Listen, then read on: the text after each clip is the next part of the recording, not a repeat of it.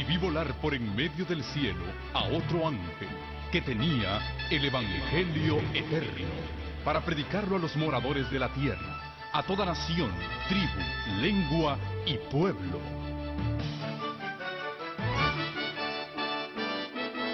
Con ustedes su programa cristiano con temas bíblicos de actualidad. Un programa que trae al mundo la verdad presente. Este es el Evangelio eterno.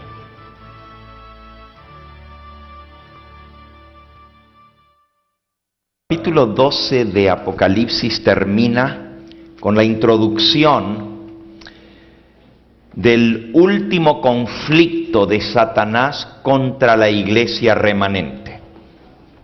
Apocalipsis 12:17 dice: el dragón se llenó de ira contra la mujer y se fue a hacer guerra contra el resto, el remanente, los últimos que quedan de la descendencia de la mujer, los que guardan los mandamientos de Dios y tienen el testimonio de Jesucristo.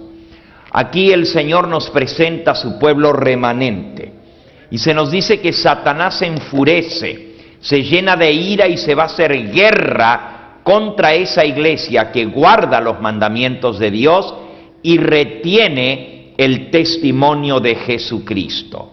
Ahora, el capítulo 13, o sea, los versículos que siguen, nos amplía lo que es ese último conflicto entre el dragón o del dragón contra el remanente, contra la mujer.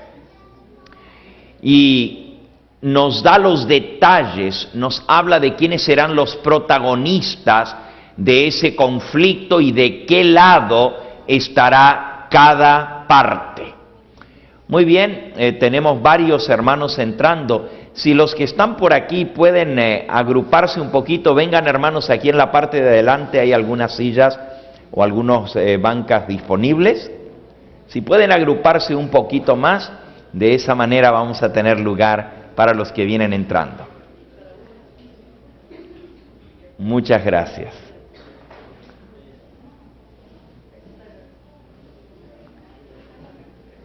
No estamos tan cómodos esta noche como las demás noches, pero el viernes no es nuestro día de culto habitual.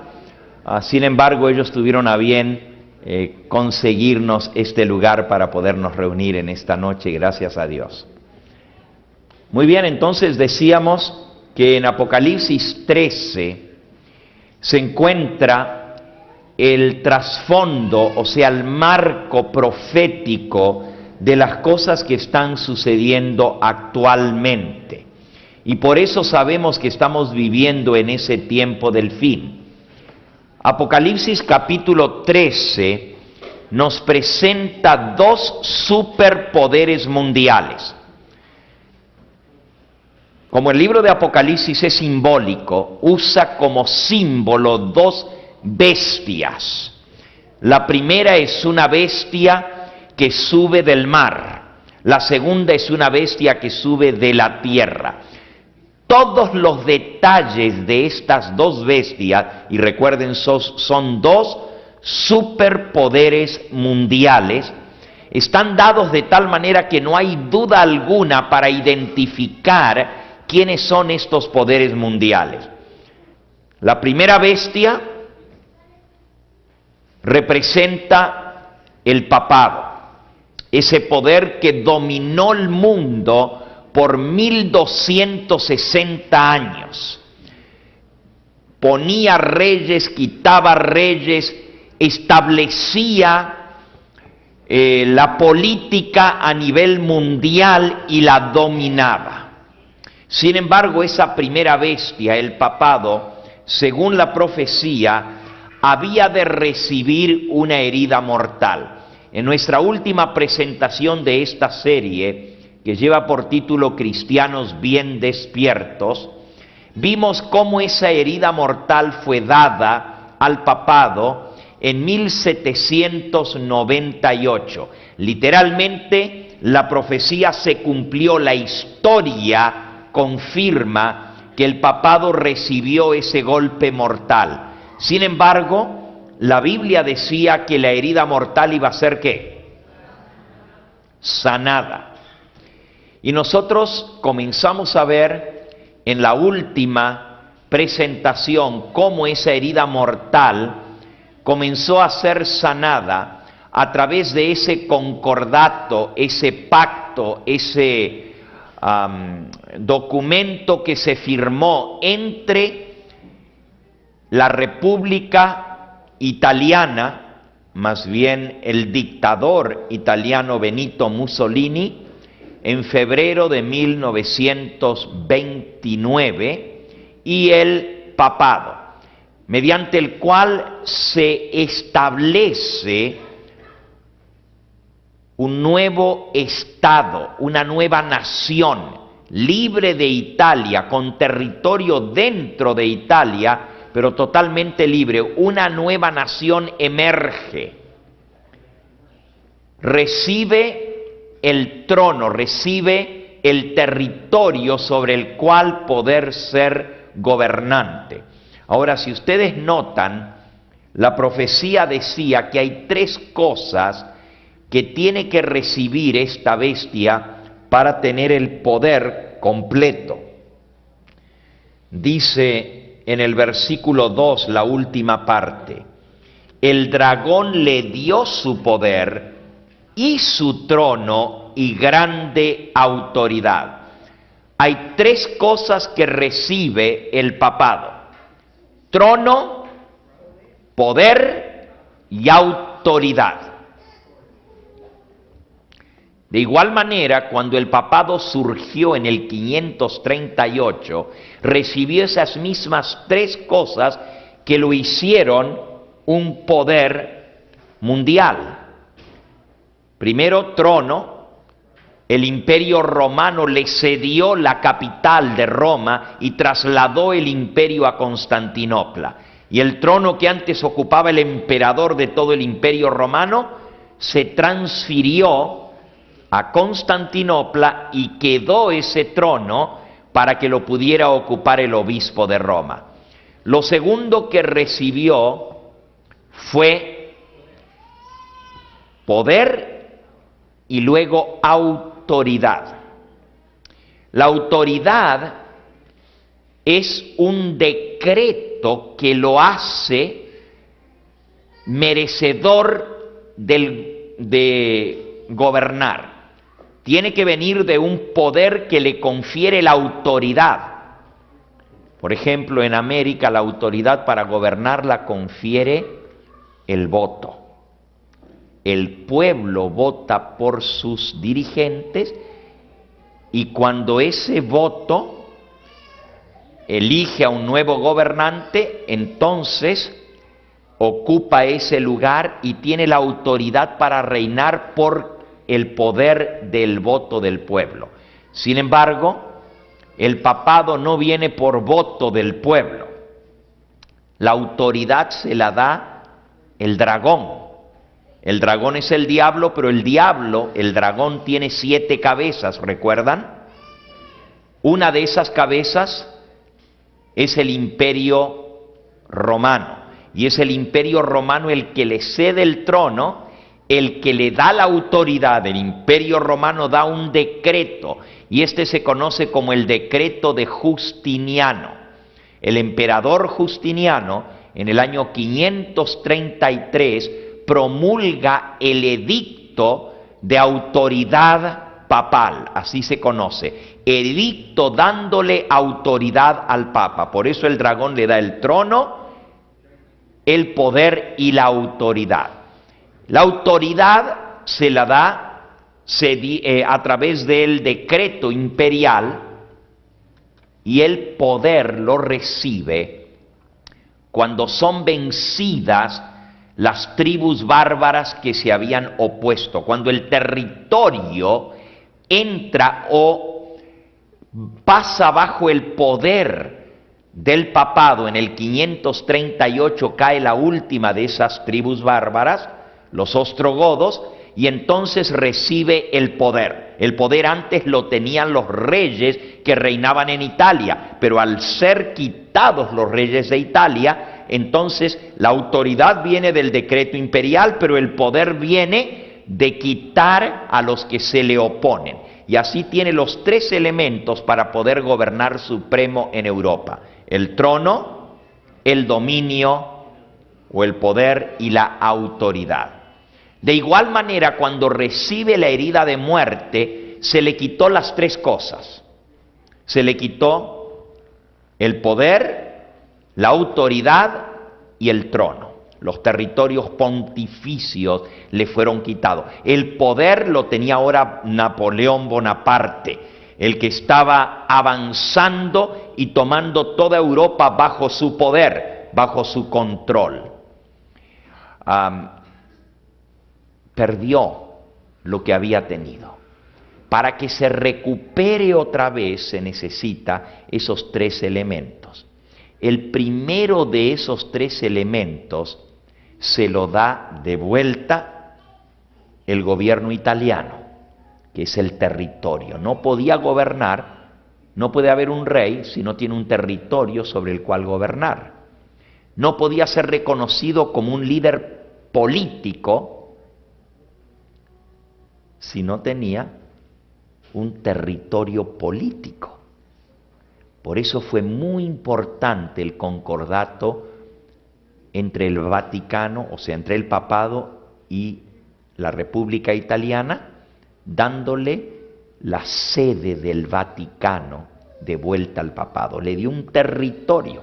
Es como si los Estados Unidos dijera, bueno, vamos a constituir una nueva república, una nueva nación dentro de nuestro territorio. Imagínense que dijera, bueno, vamos a hacer del estado de Texas una nueva nación, para que todos los mexicanos tengan su nación dentro de Estados Unidos. Sabemos que eso no va a suceder. O como si dijera Estados Unidos, vamos a declarar el estado de la Florida como una nación independiente para que los cubanos en el exilio tengan su propia nación. Tampoco eso va a suceder. Pero si les dieran un territorio como una nación, está sucediendo ahora por intercesión del Papa que se le dé un territorio a los palestinos en Israel y que se constituya una nación. Así como en 1948 se le entregó un territorio a Israel, que estaba antes en manos de los árabes, el poder se lo dio Inglaterra y la autoridad se lo dio Estados Unidos para que emergiera el Estado de Israel como nación. De igual manera, el papado recibe el territorio en 1929 para emerger como nación. Y luego las Naciones Unidas lo reconocen como una nación más entre todas las naciones de la tierra y por lo tanto el Papa llega a ser un jefe de Estado, o sea, un gobernante civil con todos los derechos de gobierno civil. Muchas naciones no lo reconocieron. Una de ellas fue los Estados Unidos. Decían, no, eso no es una nación. Esa es la sede de la Iglesia Católica. Sin embargo, ya nosotros estudiamos en nuestra última presentación del martes que finalmente el presidente Ronald Reagan decidió aceptar el papado como un poder civil y mandar un representante oficial ante el Vaticano, entablar relaciones políticas con el Vaticano, cosa que no había reconocido por 50 años porque no lo representa, o sea, no lo reconocía como un poder político. Ahora, cuando la nación de Estados Unidos se fundó justamente poniendo como base la separación de la Iglesia y el Estado, porque no querían que se inmiscuyera, se metiera la religión a dominar a la gente. La gente tenía derecho a gobernarse a sí misma y no por los dictámenes de un hombre. Por eso se funda la nación de los Estados Unidos, libre de reyes y libre de papas que la dominaran.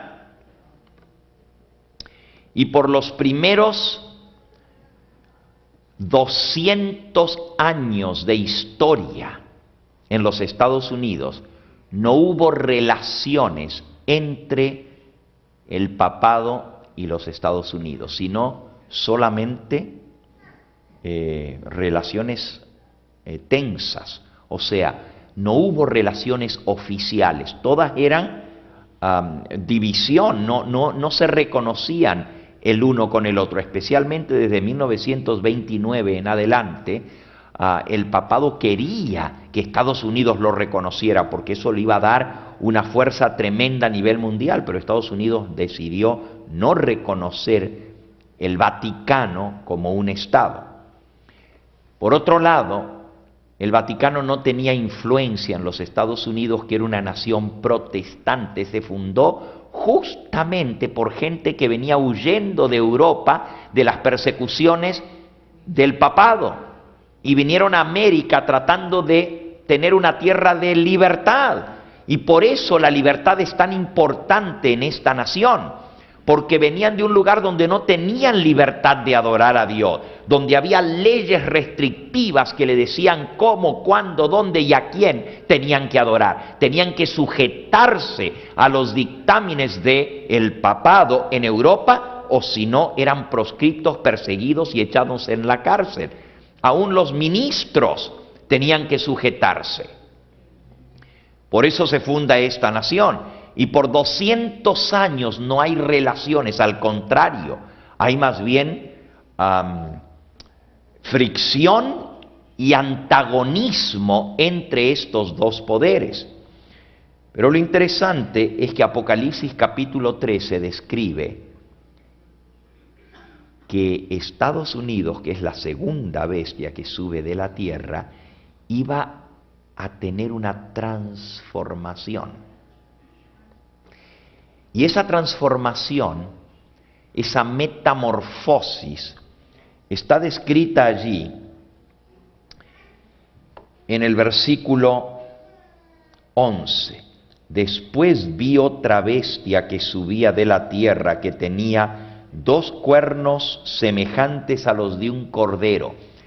Tenía la semejanza de un poder pacífico, de un poder manso, de un poder que defiende al pueblo, defiende sus derechos. Los 2 cuernos, lo vamos a ver esta próxima semana cuando veamos el rol de Estados Unidos en la profecía. Ahora estamos viendo el rol del papado, pero cuando estudiemos de Estados Unidos vamos a ver sus características. Pero aquí dice que Estados Unidos era manso, este poder, como un cordero, y 2 cuernos. Uno de esos 2 cuernos representa la libertad civil. El pueblo puede gobernarse a sí mismo, no acepta dictadores en esta nación. Y en toda la historia de los Estados Unidos, sus 250 años de historia, nunca ha habido un dictador. Imagínense, nuestros países también son democráticos, pero de vez en cuando hay un golpe de Estado y se mete un dictador, y a veces por años. Piensen en la República Dominicana, piensen en Cuba, piensen en Bolivia actualmente, en Venezuela, en Argentina, mi país, tantos años de dictadores anticonstitucionales, y luego el gobierno fue tomado por los militares, y los militares gobernaron en mi país por muchos años. En América, el pueblo gobierna a través de la gente que él escoge. El pueblo escoge sus gobernantes. Eso es lo manso del cordero, de la bestia que tiene cuernos de cordero, es que no tiene quien lo mande. El mismo pueblo pone sus leyes, vota por sus leyes y se dirige a sí mismo y pone gobernantes que hagan la voluntad del pueblo. Por eso es un gobierno del pueblo, por el pueblo y en favor del pueblo. El otro cuerno tiene que ver con la libertad religiosa. Una es la libertad civil. La libertad civil le da los derechos al ser humano de expresión libre, de reunirse libremente, de prensa, todas las libertades contenidas en lo que se conoce como the Bill of Rights, o sea, la declaración de derechos constitucionales de todo ciudadano, están contenidas en lo que es la libertad civil. Y luego la libertad religiosa es el otro cuerno de esta bestia, cuerno como de cordero manso. Ya vamos a ver más detalles de este poder, pero donde viene la transformación es al final del versículo 11, dice, aunque se mira manso como un cordero, habla como ¿qué? Como dragón. O sea, hay una doble personalidad de esta bestia. Tiene apariencia mansa de cordero, pero habla. Cuando habla, se ve que no es un cordero, sino que es un ¿qué? Un dragón. ¿Okay? Doble personalidad, una metamorfosis, hay un cambio en su manera de actuar. Y esto es lo que estamos viendo en esta noche, cómo Estados Unidos ha tenido un cambio con respecto a cómo mira al papado. En los primeros 200 años de la historia de Estados Unidos, de los 54 jueces supremos de esta nación, en 200 años de historia, solamente uno fue católico. Fíjense, la nación se fundó en el año 1776 y recién en 1836 el primer juez de justicia que fue nombrado fue católico. O sea, 70 años y no hubo ningún católico en la parte civil o en la parte legislativa de esta nación. ¿Por qué? Porque esta nación, sus líderes y el pueblo tenían miedo de lo que pudiera suceder cuando un católico llegara al poder civil, al poder legislativo. En 1836 se elige el primer católico a la Corte Suprema.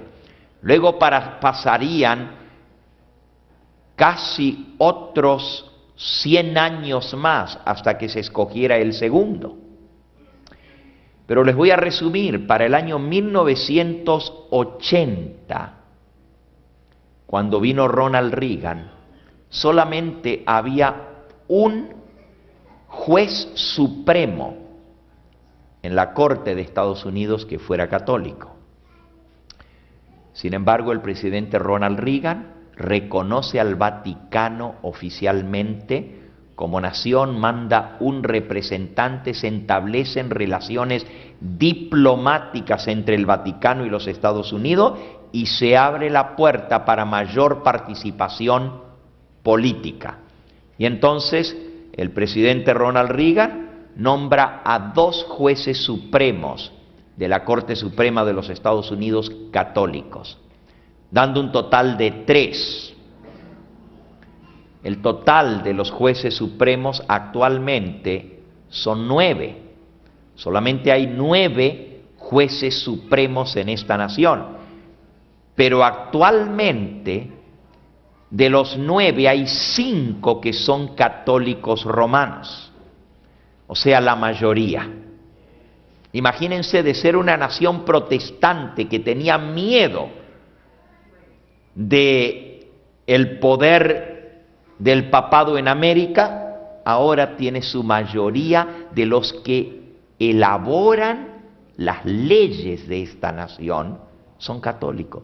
Los que deciden cuáles serán las leyes que se van a hacer cumplir en esta nación y cómo interpretar esas leyes, son católicos. El resto, hay un protestante. De los 9 hay un protestante. hay 2 judíos y hay un episcopal, o sea, 4 y 5 católicos. Esto nos muestra cómo el papado ha estado avanzando a pasos agigantados en su influencia política. Recuerden que otra cosa que le tiene que ser restituido es su poder y su autoridad. Ya vamos a hablar un poquito de esto. En Apocalipsis 17 dice que todavía no ha recibido poder y autoridad, y nos explica cómo es que va a volver a recibir el poder el papado para gobernar ya no solamente Europa, sino el mundo entero. Así lo predice la profecía. Actualmente los católicos tienen la mayoría de los votos en la Corte Suprema. ¿Y qué significa esto para nosotros como adventistas? Esto significa que pueden pasar cualquier tipo de ley y nosotros no podemos hacer absolutamente nada al respecto. Y lo que es peor, y ahora viene algo sumamente interesante, todos los católicos que están en la Corte Suprema de los Estados Unidos han tomado un voto que se conoce como el voto de Thomas More. ¿Y qué es el voto de Thomas More? Esta noche les voy a hablar un poquito quién fue Thomas More. No solamente los 5 jueces supremos católicos, pero también un judío ha tomado este mismo voto. Si vamos a las diapositivas que tenemos, yo les voy a presentar algunas diapositivas que les van a impresionar. ¿Qué significa tomar el voto de Thomas More? Una vez al año, el domingo antes del primer lunes en octubre, todos los miembros de la Corte Suprema de los Estados Unidos, ustedes saben que la sesión de la Corte comienza el primer lunes de octubre, la nueva sesión de la Corte. Se los va nombrando a las sesiones de los congresos. Actualmente estamos en el Congreso número 109 de la historia de esta nación. Y eso comenzó el primer lunes de octubre del año pasado. Ahora, justamente el domingo antes de que entren en función la Corte Suprema de los Estados Unidos, se reúnen en lo que se conoce la Misa Roja. Todo el gabinete del presidente Bush participó en la Misa Roja. Todavía el actual presidente no ha tenido la oportunidad de participar porque viene en el mes de octubre y él entró al poder recién a principios de este año. Déjenme contarles un poquito de esto. Vamos a la primera diapositiva. ¿Y qué es la Misa Roja?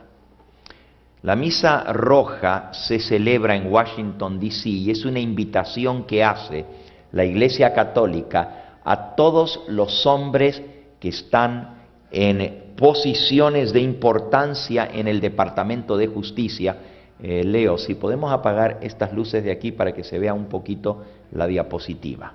Ustedes pueden ver en esa primera diapositiva la procesión que lleva a la Misa Roja. Si quieren poner la diapositiva nuevamente otra vez.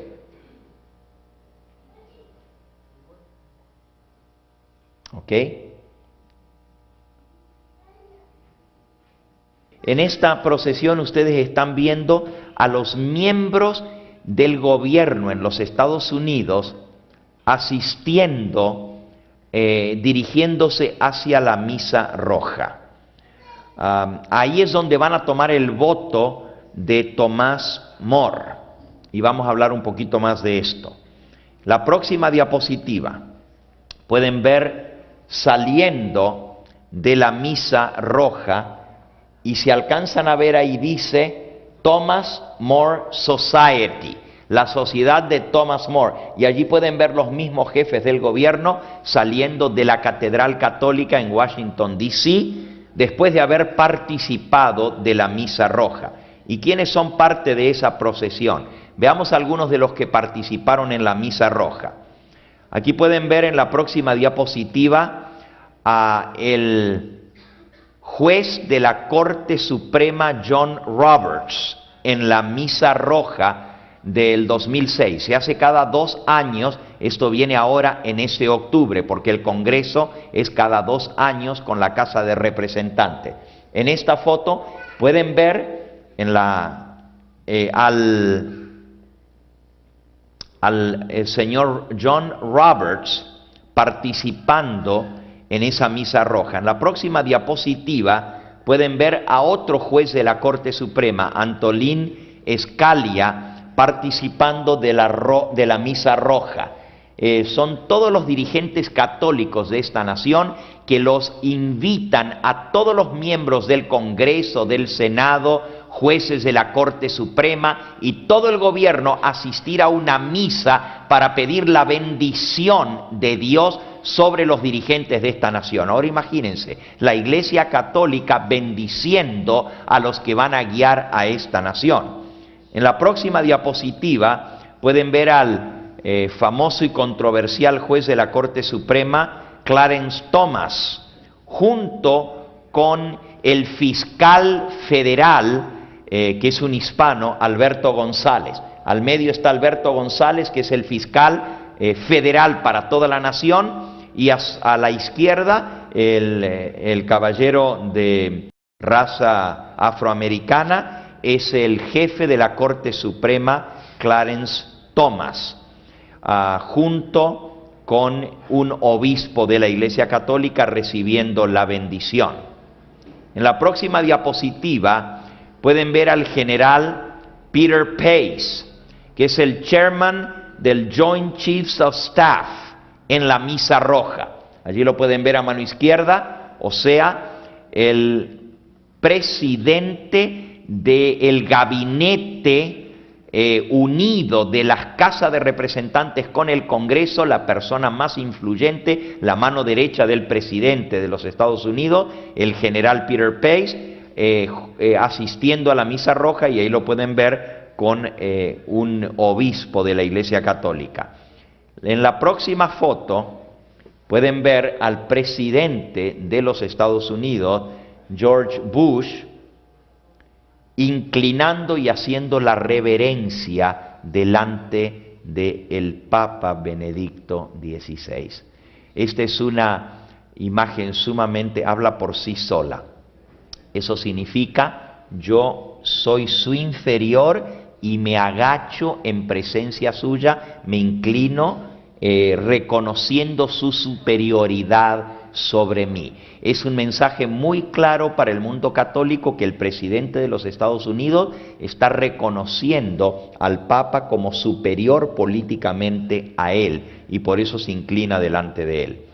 En la próxima diapositiva pueden ver al presidente Bush con su esposa en la parte de atrás, vestida de celeste, Laurel Bush, y también la señora Condoleezza Rice, y el jefe de la Corte Suprema, John Roberts, a mano derecha del obispo que los está acompañando. O sea, están flanqueando al obispo a un lado, el presidente de los Estados Unidos, y al otro lado el jefe de la Corte Suprema saliendo de la misa roja.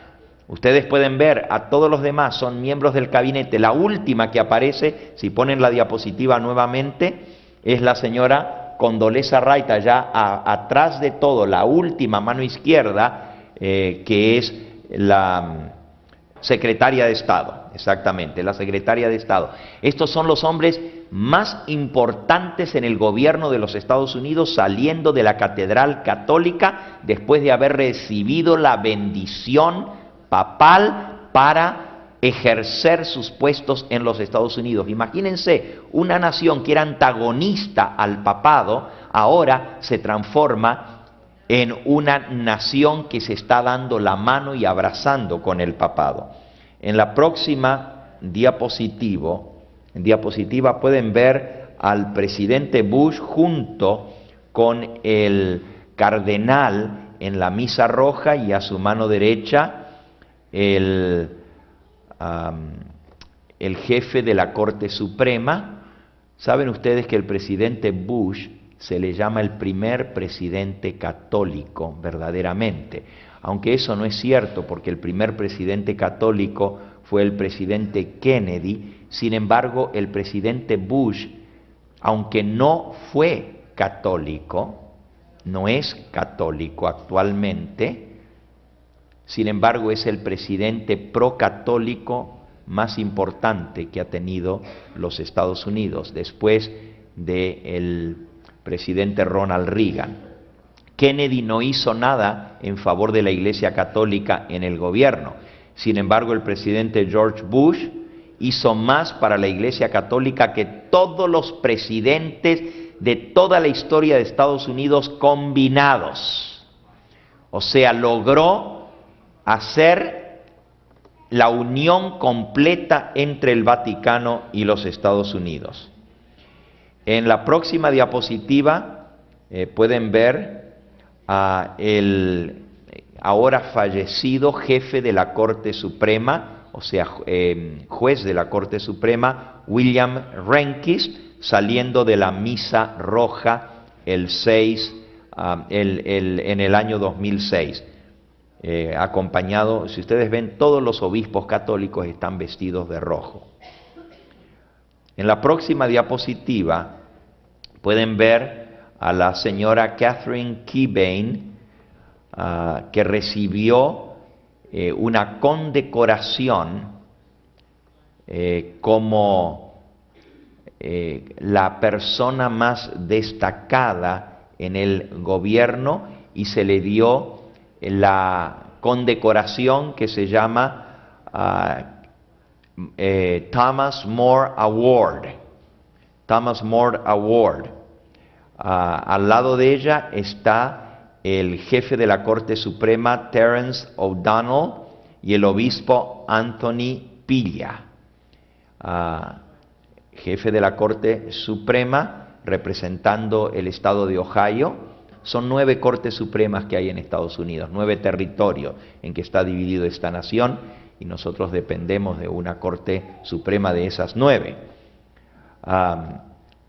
Vamos a ver un poquito quién es Thomas More, para que entendamos lo que significa el voto de Thomas More.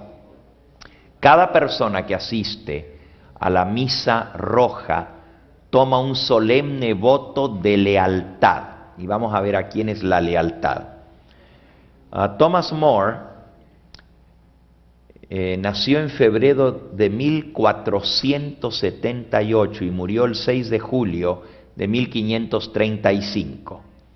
Thomas More era un jesuita político en Inglaterra durante el reinado del rey Enrique VIII. Este jesuita llegó a la posición más importante en Inglaterra, llegando a ser primer ministro, y era católico. Recuerden que todavía en 1478 Inglaterra era católica. Fue en el año 1530 cuando se separa del catolicismo durante el reinado del rey Enrique VIII. Ahora vamos a hablar un poquito de esa parte de la historia. Mientras el rey Enrique VIII estaba muy ocupado casándose y divorciándose en contra de la enseñanza católica con más de una mujer, y tenía amantes y otras, el rey de Inglaterra, el señor y obispo Thomas More, que llegó a ser primer ministro de Inglaterra, estaba muy ocupado en Inglaterra matando a protestantes cristianos. Llegó a ser Lord Chancellor of England, o sea, la posición más importante. En aquella época era la posición segunda en el reino. Hoy se llama primer ministro esa posición de Inglaterra, pero en aquella época se llamaba Lord Chancellor of England, o sea, primer ministro de Inglaterra. Bajo el rey era la segunda persona más importante y él era un jesuita. Thomas More se conoce en la historia como una de las personas más terribles como inquisidor, más vicioso y más malévolo.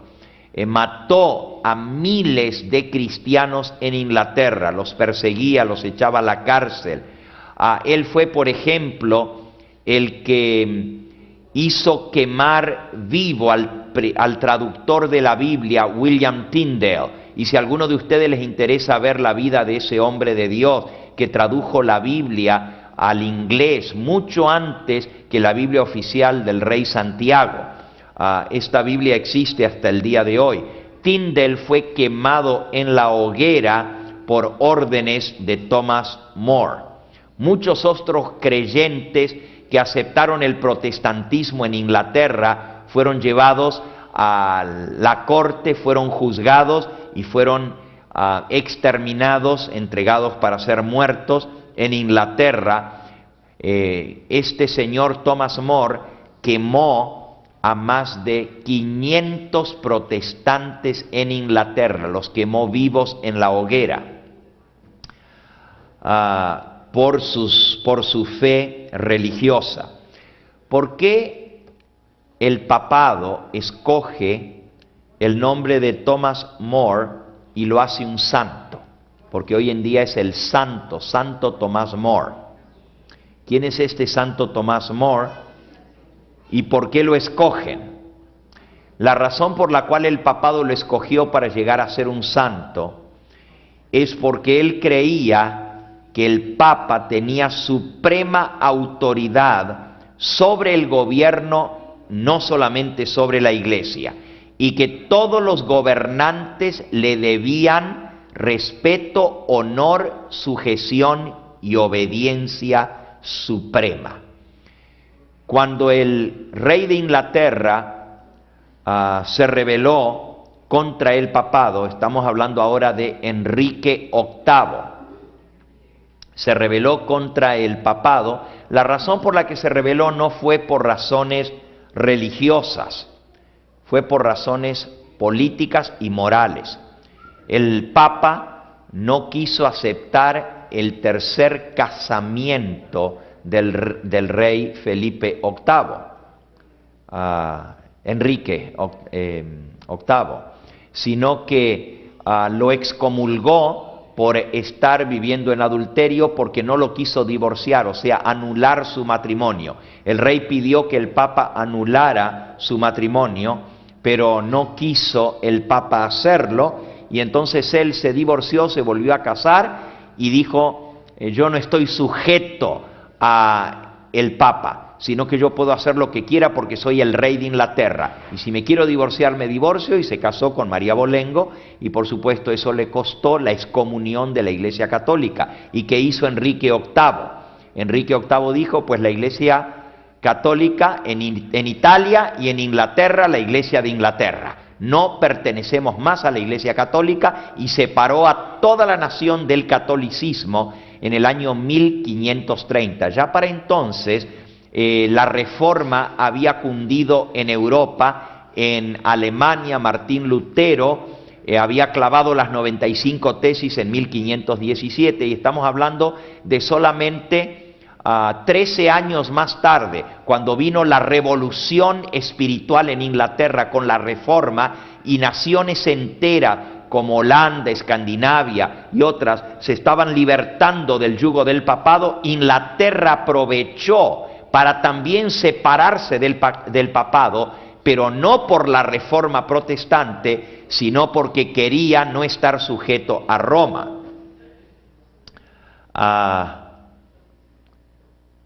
Thomas More se le levantó al rey de Inglaterra. Él era el primer ministro y era católico y era jesuita. Y cuando el rey decide separar a toda la nación de la Iglesia Católica, Thomas More se le opone y lo atacó abiertamente ante la nación entera, como siendo un traidor, un inmoral, etcétera, etcétera, etcétera. Eso le costó la vida a Thomas More. El rey Enrique VIII le pagó con la moneda con que él había pagado a tantos protestantes en Inglaterra. Lo mandó a matar. Como él estaba trabajando más para el Vaticano que Inglaterra. O sea, él quería que estuvieran sujetos a el Vaticano. El rey de Inglaterra usó su posición como rey para quitarle la vida. Sin embargo, More, por muchos años, había usado su posición para establecer firmemente la Iglesia Católica en Inglaterra. La Iglesia Católica declaró entonces a Thomas More como un santo mártir, porque había muerto defendiendo la verdad contra la inmoralidad de Inglaterra y del rey Enrique VIII. Hasta el día de hoy, la Iglesia de Inglaterra se mantiene separada de Roma, pero la Iglesia anglicana, la Iglesia de Inglaterra, ha firmado ahora concordatos con Roma y han llegado a hacer las paces y están en el proceso de integrarlos. Actualmente la Iglesia Católica reconoce los sacerdotes anglicanos y pueden oficiar misa en la Iglesia Católica. Y los sacerdotes católicos pueden oficiar misa en la Iglesia de Inglaterra. La Iglesia de Inglaterra es prácticamente como la Iglesia Católica, pero no depende del Papa.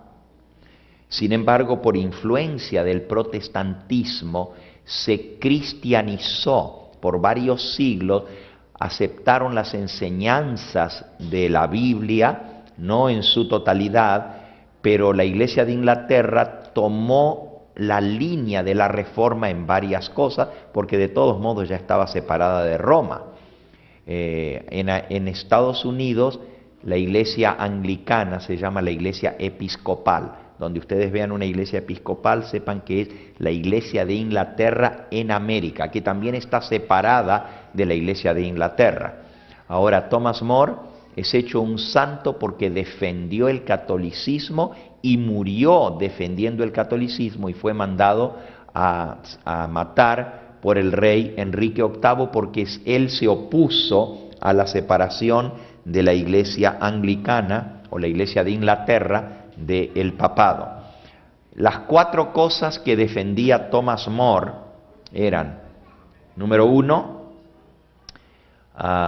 lealtad al Papa por encima de todo. Número 2, que el Papa está por encima de los gobiernos de esta tierra. Número 3, que los jefes políticos del mundo deben sujetarse a la dirección del Papa.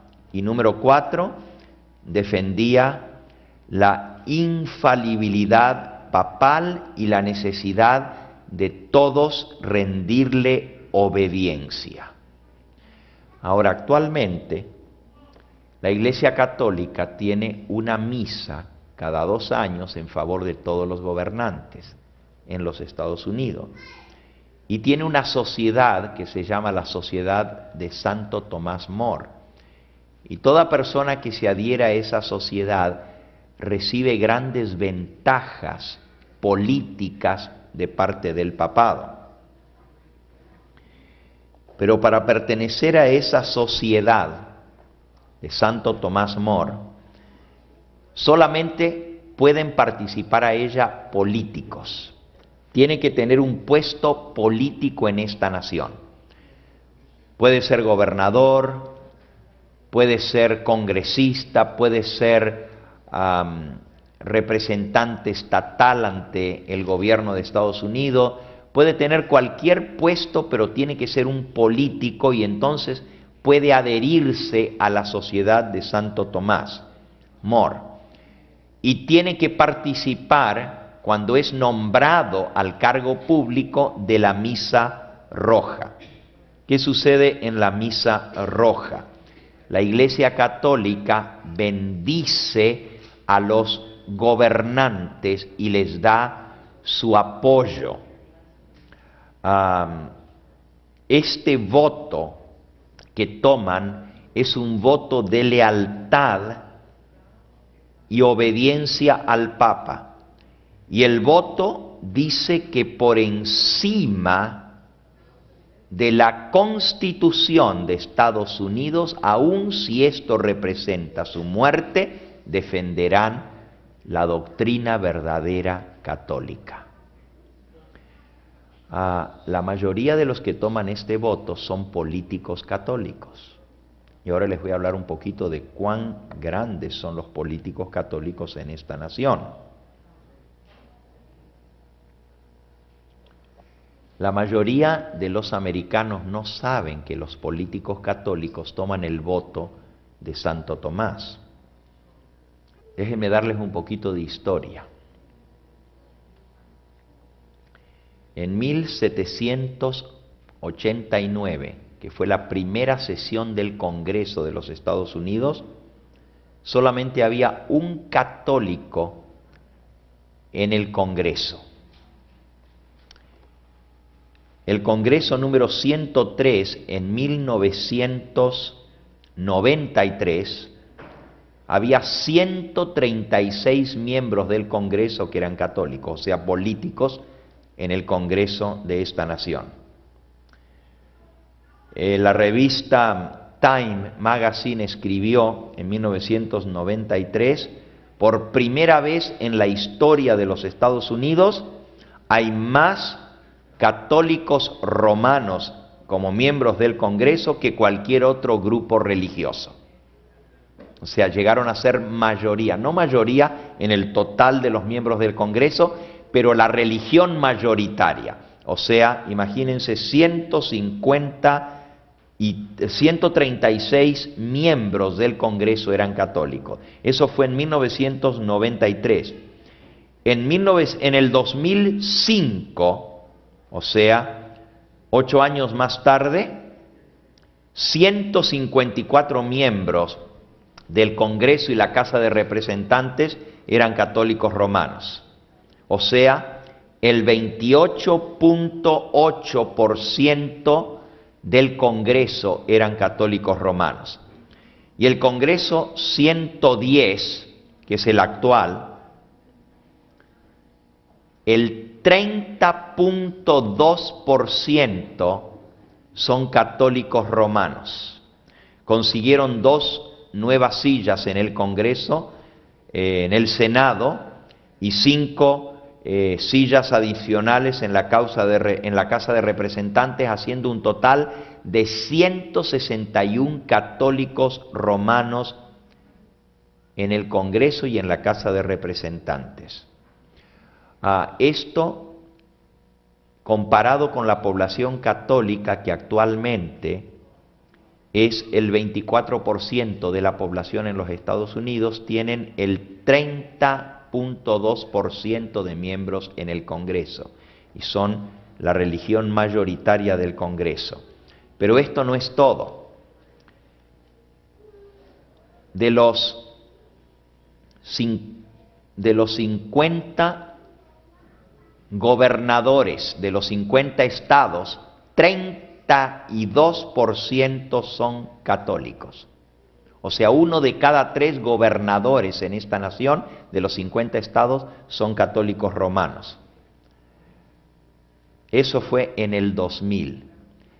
En el 2005, el 44% de los gobernadores eran católicos romanos y en el 2009 el 52% de los gobernadores en esta nación son católicos romanos. O sea, tienen más de la mitad de los gobernadores solamente siendo el 24% de la población en esta nación. Eso es sumamente significativo. O sea, el catolicismo está en una carrera violenta para conseguir el control político de esta nación. Veamos otros datos interesantes.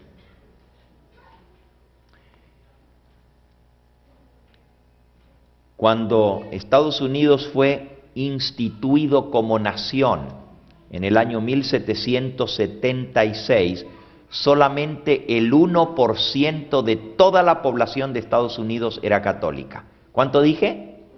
El 1% de toda esta nación era católico cuando Estados Unidos se fundó. Para el 1900, la población católica a través de la migración había crecido hasta un 14%. O sea, el 14% en el 1900 era católico. Actualmente los católicos son el 24% de la población. ¿Por qué creen ustedes que el Papa Benedicto XVI habló con el presidente Bush presionándolo a que ayudara a solucionar el problema migratorio en los Estados Unidos? Intercedió ante el presidente pidiéndole que resolviera la situación de los inmigrantes en los Estados Unidos para que pudieran llegar a ser legales en esta nación. ¿Por qué creen esos? Porque el 90% de los inmigrantes ilegales en esta nación, y eso incluye árabes y los que son musulmanes, los que son judíos y todos los demás que puede haber ilegales, el 92% de los ilegales son católicos romanos. Entonces, legalizando a los inmigrantes ilegales, la población en los Estados Unidos que puede votar, porque aunque actualmente el 24% de la población es católica, solamente tienen el 17% de los votos, porque la población es mucha ilegal y no tiene derecho a votar porque no son ciudadanos americanos. Apresurando la reforma migratoria y cortando los años, como está pidiendo el Papa, para que se puedan hacer ciudadanos los ilegales, o sea, una vez que los legalizan, eso es lo que estaba pidiendo el Papa, que en lugar de tener que esperar 5 años para ser ciudadanos americanos, si han hecho sus taxes y si tienen hijos nacidos aquí, en 2 años podían hacerse ciudadanos. La razón para eso es para darles el poder del voto, para poder poner más católicos en los puestos gubernamentales en esta nación. Cuanto más católicos votan, más católicos llegan al poder. Ahora, ¿cuáles son los planes del catolicismo en América? Escuchen esto. La revista Christian Ethics Today, de abril de 1997, escribió lo siguiente. Es una revista muy respetable en esta nación. El Vaticano quiere extender su autoridad sobre la ley civil en esta nación. No solamente en los países donde la mayoría son católicos, pero también en países donde la población es de diversas religiones. Los obispos católicos han decidido tratar de imponer la autoridad papal sobre las leyes de los Estados Unidos, por ejemplo, sobre el tema del aborto. Quieren que en esta nación se logre la idea católica haciendo el aborto ilegal.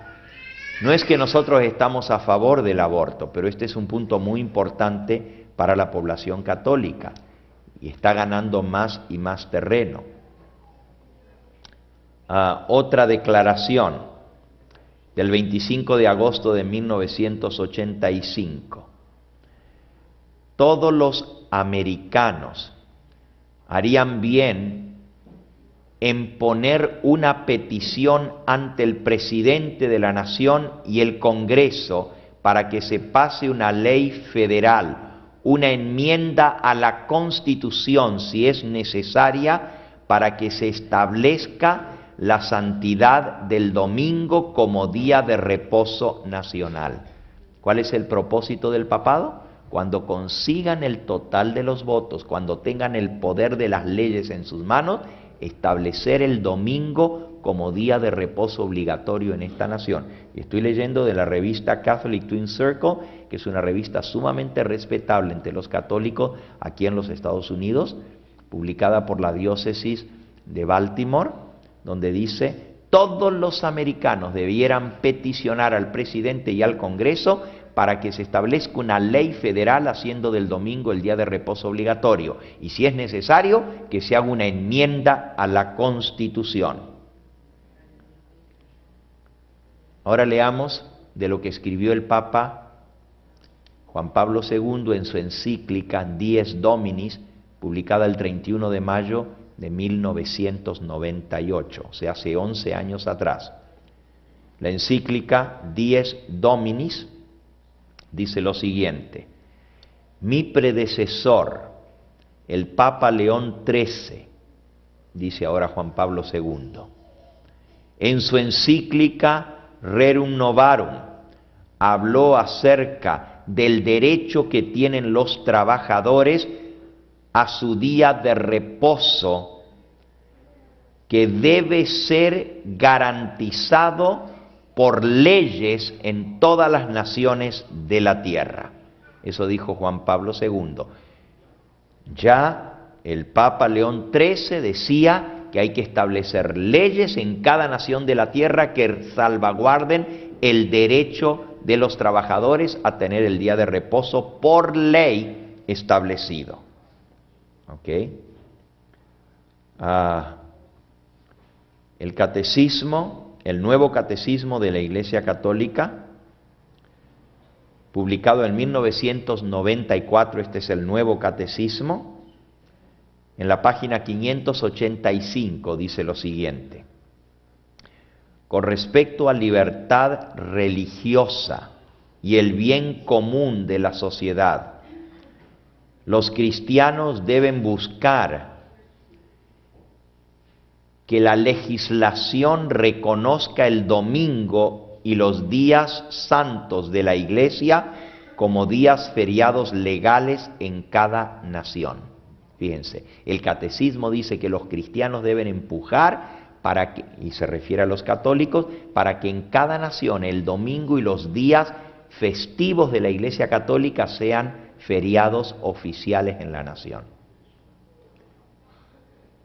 Ustedes saben que en nuestros países la Semana Santa es feriado oficial. El 25 de diciembre es feriado oficial. Ya en esta nación, el 25 de diciembre, una fiesta católica, es un feriado oficial de esta nación. Pero todavía no tienen los otros días feriados católicos como feriados de esta nación, aunque más y más se están aprobando. Pero quieren que el domingo también sea establecido por ley.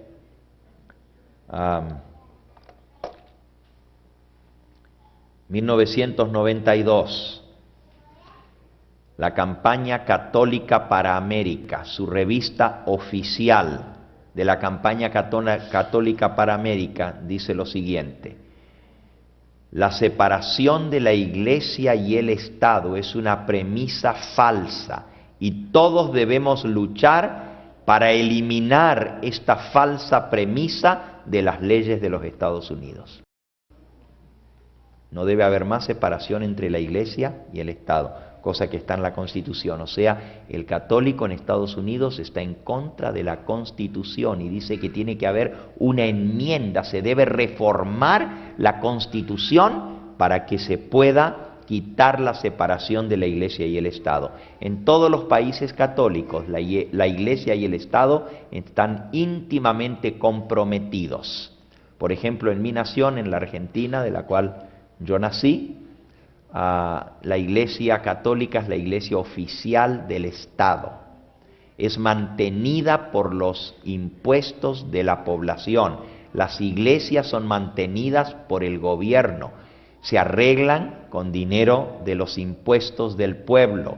Los sacerdotes se pagan con dineros de impuestos. La iglesia no tiene que recoger diezmos ni ofrendas para mantener a los sacerdotes en Argentina, porque así como el presidente de la nación y los gobernantes reciben un cheque del gobierno para mantenerlos, los sacerdotes, los maestros católicos, reciben un cheque del gobierno que les paga su salario mensual. Son mantenidos por el gobierno porque la religión oficial de la nación es la católica.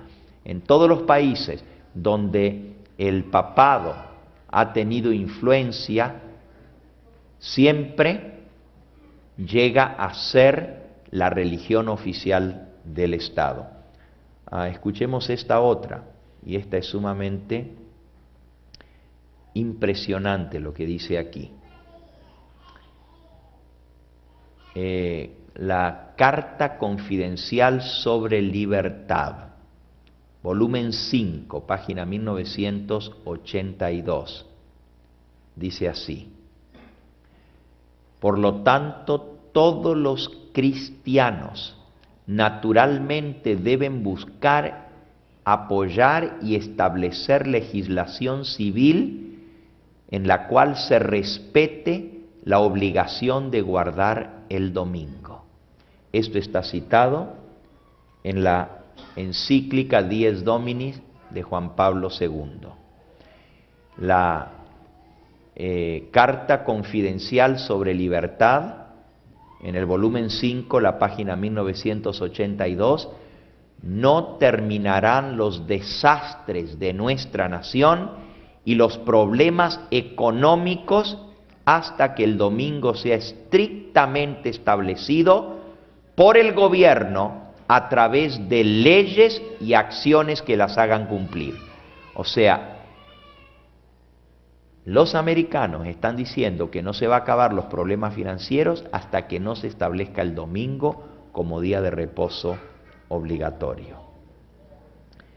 Hermanos, mañana nosotros vamos a ver cómo el diablo ha hecho tremendos avances para lograr que se establezca una ley dominical, no solamente en muchos países del mundo que ya los han aprobado, sino también en los Estados Unidos de Norteamérica. Imagínense, una nación que cuando se fundó tenía el 1% de católicos y ahora tiene la mayoría de los gobernantes que son católicos, y todos toman un voto de lealtad al Vaticano por encima de la Constitución de los Estados Unidos. En otras palabras, si tienen que escoger entre una ley que está de acuerdo a la Constitución y una ley que está de acuerdo al Vaticano y se contradicen, siempre tienen que aceptar la ley del Vaticano por encima de la ley de la Constitución de los Estados Unidos. Ese es el voto de Santo Tomás More. Y muchos políticos, la totalidad de los políticos católicos, reconocen y toman ese voto. ¿Por qué? Porque necesitan el voto católico para llegar a conseguir su puesto político. Si los católicos no lo apoyan, no alcanzan a ser elegidos. Claro, reciben también votos de otra gente, pero con el voto católico logran conseguir los puestos políticos. Pero para que los católicos le den el voto para ser reelegidos, tienen que tomar el voto de lealtad de Santo Tomás More, que se sujetarán al papado por encima de la Constitución de los Estados Unidos. Estas son cosas muy serias las que estamos hablando. Y si no tuviéramos los documentos sobre esto, no nos atreveríamos a decir esto públicamente. Pero ustedes pueden constatar que lo que estoy diciendo es cierto. Y estudien, averigüen y estén al pendiente cuando salga por televisión este próximo octubre la Misa Roja. Y vean quiénes asisten a la Misa Roja, porque no solamente católicos. El presidente Bush tomó el voto de lealtad al papado. y él no es católico. ¿Qué creen ustedes que hizo la señora Bush cuando voló a México? ¿Se acuerdan lo que hizo? Fue a ponerle una corona a la Virgen de Guadalupe, y ella es bautista. ¿Qué hace un bautista poniéndole una corona a la Virgen de Guadalupe en México? ¿Qué hizo el hermano del presidente Bush? Cuando estaba peleada la reelección del presidente Bush, ¿se acuerdan cuando estaba el problema con el recuento de votos en la Florida? El hermano fue a rezarle a la Virgen de Guadalupe para que le permitiera ganar. La familia Bush se crió como bautista, pero el hermano del presidente Bush dejó la iglesia bautista para hacerse católico. Y ahora se espera que en los próximos meses el expresidente Bush hijo también tome los votos para hacerse católico y se bautice como católico, o sea, pasándose de ser bautistas a ser católicos. ¿Qué va a hacer el presidente Obama cuando venga a la misa roja? Lo veremos en el mes de octubre. Estén al pendiente de las noticias y verán hasta dónde ha conseguido su influencia y su poder el Vaticano en los Estados Unidos de Norteamérica. Hermanos, esta nación fue un baluarte, una defensa para la libertad religiosa. Por siglos, los Estados Unidos de Norteamérica era como una protección, era como un haven, ¿no es cierto?, un lugar de protección contra la tiranía de los papas. Pero mientras estábamos durmiendo, secretamente el diablo ha estado trabajando para cambiar esto totalmente, porque el diablo no duerme. Y hay un doble ataque que se está haciendo contra nuestro gobierno. Por un lado, los republicanos han estado empujando la posición católica y la agenda católica papal en esta nación, poniendo líderes católicos en las posiciones que determinan las leyes de esta nación. Los republicanos son los que han puesto a todos los católicos en el Congreso. Prácticamente todos los católicos que están en el Congreso son en su mayoría republicanos. Pero por otro lado, los demócratas han estado empujando la agenda de las uniones laborales y los sindicatos. Y a través de los sindicatos y las uniones laborales se va a lograr exactamente lo mismo. Así que ya sea que tengamos una mayoría católica que apruebe una ley dominical, o si tenemos una mayoría protestante o demócrata en lugar de republicana, empuja las uniones laborales que son las que van a lograr imponer la ley dominical en esta nación. Por los dos lados está el ataque de Satanás. Él trabaja a través de la agenda católica y a través de la agenda protestante para lograr sus propósitos, a través de los republicanos y a través de los demócratas, porque el diablo no duerme. ¿Qué es lo que viene para con nosotros? Si ustedes creen que lo que hemos visto en esta noche nos muestra hasta dónde el papado ha crecido su influencia y su poder en esta nación, mañana se van a sorprender cuando veamos cuán avanzado está el tema de la ley dominical y lo que viene para nosotros.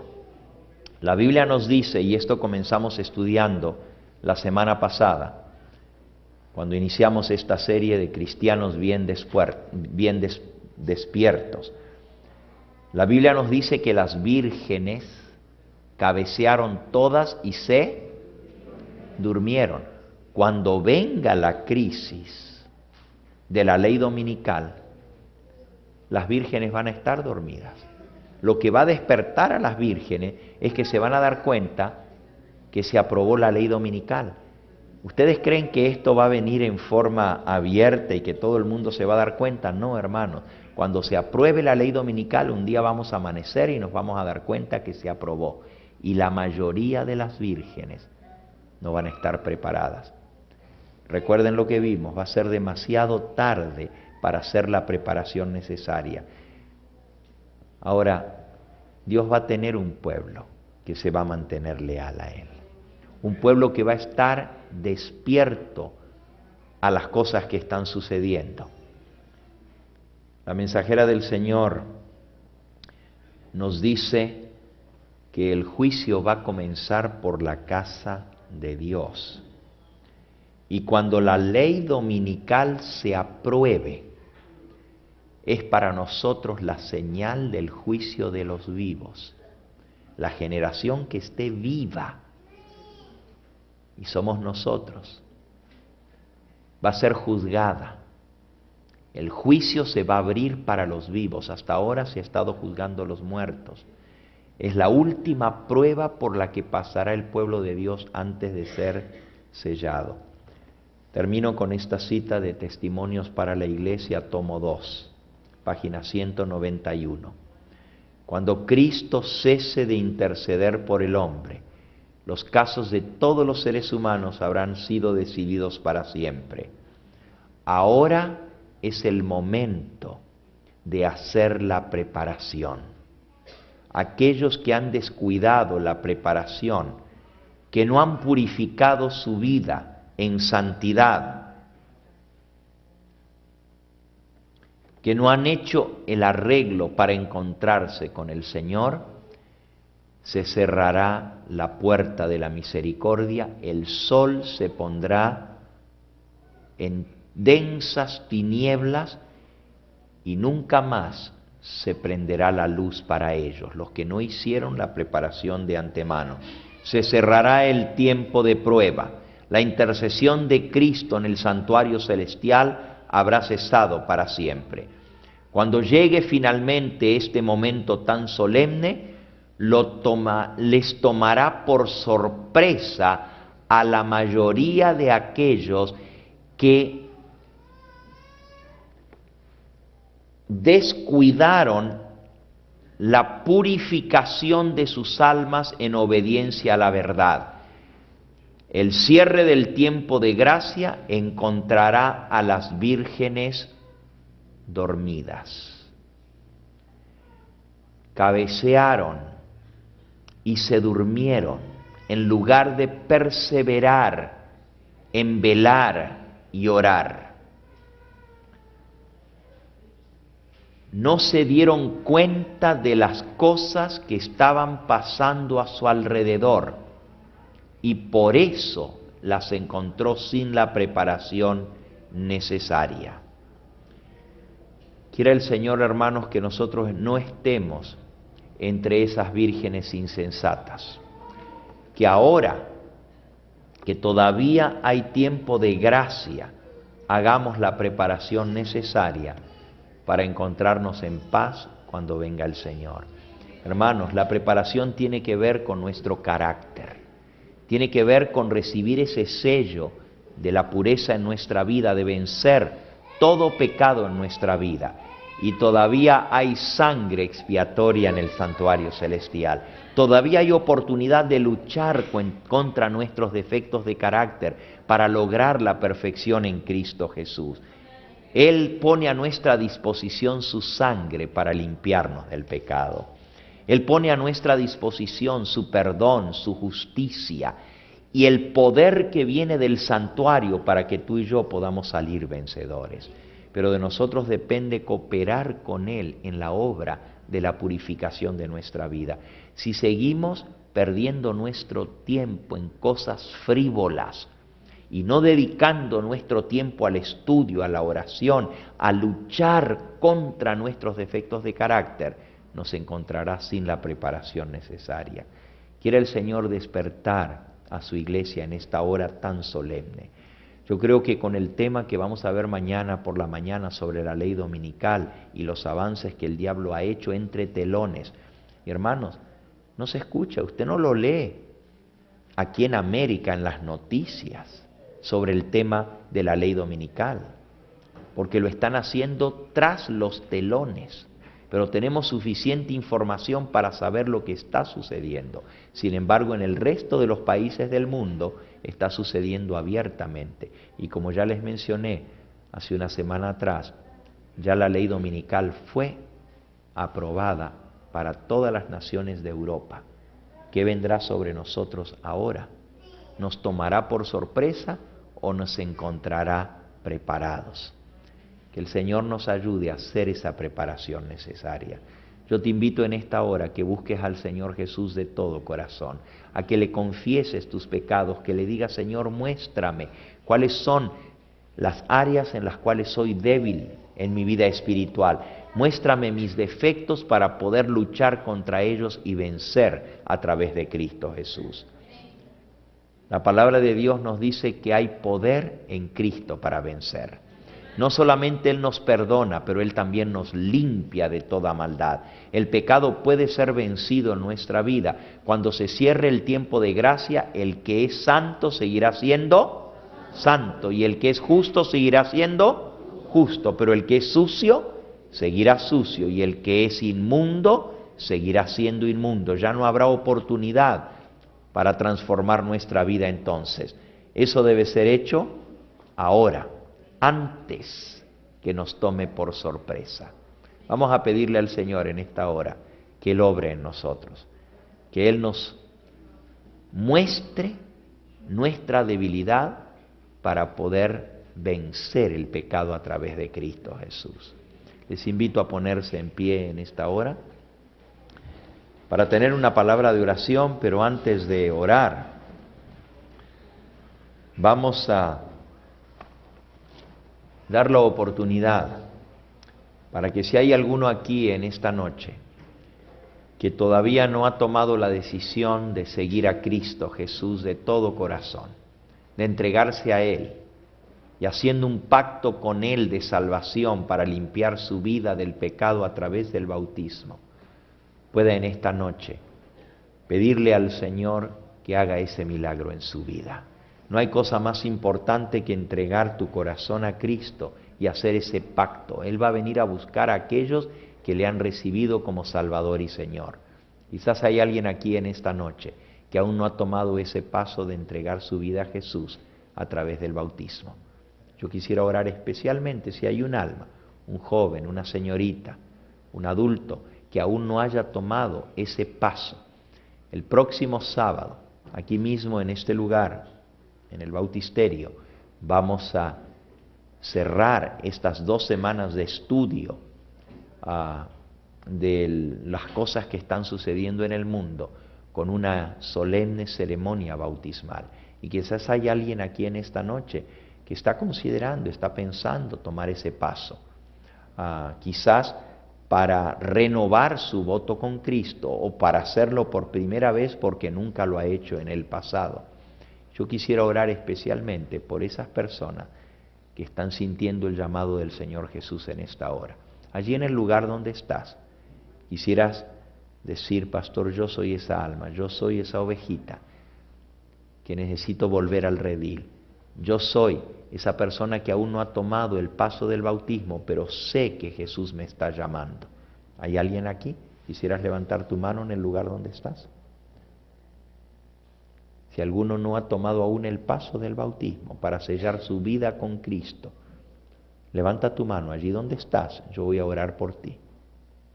Amén, que el Señor les bendiga, amén, amén. Qué bonito es ver a 3 jóvenes levantando su mano. ¿Hay alguien más que aún no ha tomado el paso del bautismo? ¿Ya en la parte de arriba? Amén, otro joven, el Señor te bendiga. Alguno más en esta hora, quizás hay alguien aquí que fue bautizado, pero amén, aquí hay otro joven, el Señor te bendiga a ti también, joven. Quizás hay alguien aquí que fue bautizado, pero se ha enfriado, se ha apartado del camino del Señor y necesita volver a comenzar otra vez, a hacer un nuevo pacto con Jesús para que Él lo renueve para salvación. El Señor está recogiendo a su rebaño, Él está preparando a los que van a recibir el sello de Dios y van a dar el fuerte pregón al mundo. ¿Hay alguien aquí que necesita comenzar de nuevo y tiene el valor de decir, pastor, ora por mí? Yo soy esa ovejita que me aparté del redil. Yo quiero volver a tomar ese voto con Cristo Jesús para que Él me renueve. ¿Hay alguien? ¿Quisieras levantar tu mano? Amén. El Señor te bendiga a ti y a ti. ¿Alguien más? Y última pregunta, quizás hay alguien aquí que fue bautizado en otra iglesia, pero sabe que el sábado es el día del Señor y que necesita hacer una decisión en favor de Cristo y de su verdad. Y quisiera decir, pastor, ora por mí, yo vengo de otra iglesia, pero yo quiero estar entre los redimidos y quiero que mi familia se salve también. ¿Hay alguien aquí que quisiera que ore por usted? Amén, el Señor te bendiga. ¿Alguien más? Vamos entonces a orar los unos por los otros. Yo voy a invitar a los que levantaron su mano que se acerquen, vengan aquí para tenerlos aquí cerquita y orar por ustedes, vengan. Todos los que levantaron su mano, acérquense. Allá en la parte de arriba había un joven, que había otro, hay varios que levantaron su mano. Vengan, acérquense.